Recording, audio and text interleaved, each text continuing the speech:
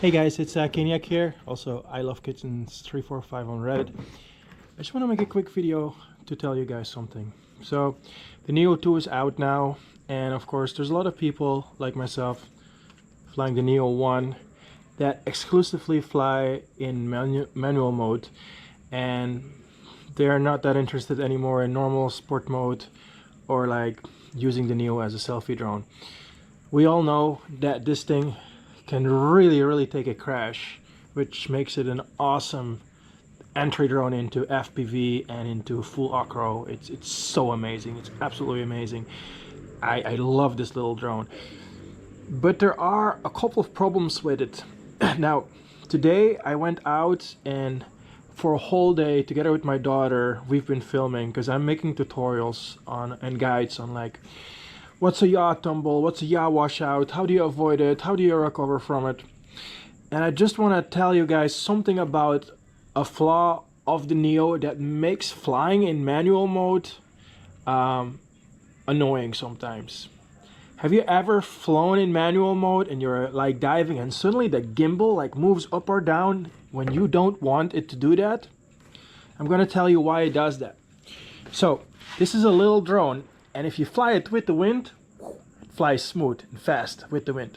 But if you fly it against the wind, it does this, it bobs up and down.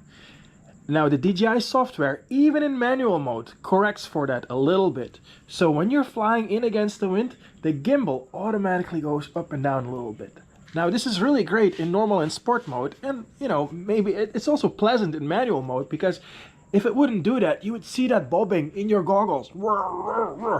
People don't usually like that, so the gimbal corrects for that. So the drone goes like this, but the gimbal automatically goes up and down. So far so good. The problem is when you hit something.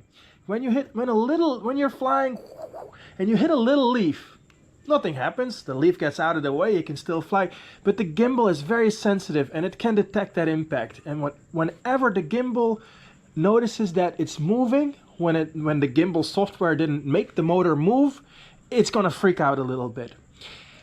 And then it changes your angle when you don't want it to. And when that happens, like when you're diving, the problem with the angle changing is that your angle is what sets your speed. We all know this. If you go at like a zero angle, well, you can't fly forward anymore. You can go like this, but now you're just seeing the ground. How can you fly forward if you're seeing the ground? Because you have to go like this to be able to go forward. If you fly like this, you can only go up and down. So, of course, in the other extreme, we push the whole gimbal up. Now you're gonna fly like that. You won't have any lift anymore. You're just gonna hit the ground, right? So, you know, and so like maybe 5 degrees, that's very good for like close hovering and very slowly flying. You're still flying forward a little bit and you can still see the ground. So the problem is if you're like flying 20 degrees up and then suddenly your gimbal goes to like 10 because the motor is moving even when you don't want the motor to move, it's gonna mess with your sense of speed, and you're gonna correct for that, and now your speed is not constant. You go faster, slower, faster, slower, because you automatically correct for that. And also, if you hit something or if you dive down, sometimes the software goes crazy and the gimbal does this, boink, all the way down, or like boink, all the way up. Or like the software is like, hey, you're still flying, but I'm gonna reset the gimbal. Let me just do a quick test. I'm gonna go all the way down, all the way up, and then I'll restore. Well, that takes like 30 seconds. And if you're flying and it does that, you are 100% guaranteed to crash. Now, I've had this happen, and I bet there's a lot of guys out there that they have so many crashes because you hit something or you dive and the gimbal starts moving and you don't want to. This is how I fix that. I don't know if you guys can see it here, but I found a little piece of plastic that fits in between there. You don't need much. That just causes more friction on the motor. Now when I start up my Neo and I do nothing, it will automatically go in normal mode. That's the default boot up mode. And then it tries to reset and move the gimbal, but it can't. There's too much friction. And luckily the software doesn't try to push the motor too much. If it detects that friction, it just stops. And the software will say gimbal overloaded. and you can fly perfectly fine with an overloaded gimbal, but not in normal or sport mode. Don't do that. That's not gonna work well. So what I do when I boot my Neo with this piece of plastic in between the camera and the gimbal, as soon as it's booted, I really don't want that motor to overload too much. I think it's okay, but I'm pretty sure it's okay. Like, I've been doing this for like, I don't know, 5 months now. So, and the gimbal is still working, so it's probably fine. So as soon as my goggles are booting, I get a signal, click, click on my controller, and I flip it into manual mode.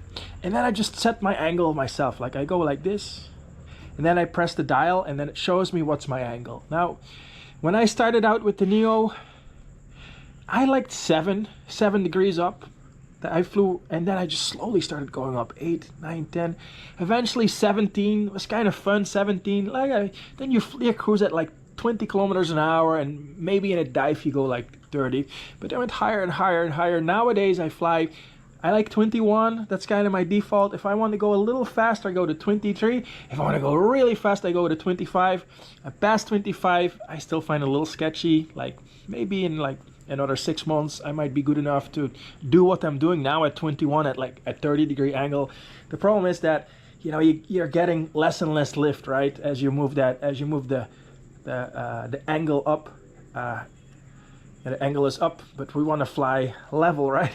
So now you fly like it just doesn't fly really nice. You know, with the Avata I can go to like 40 or 45. If I can get away with it, but the Neo really doesn't. Above 30, 40, I don't think anybody's flying at 40 up. That just doesn't fly very well. So 35 is probably my max that I ever fly at. If there's a lot of wind and I want to see, like the other day, I finally broke 100 kilometers an hour with the Neo because there's a typhoon, and I put my angle, I think I put my angle at 37, and then I just dived and I just went full throttle and the wind took it and I just barely hit 100 kilometers an hour.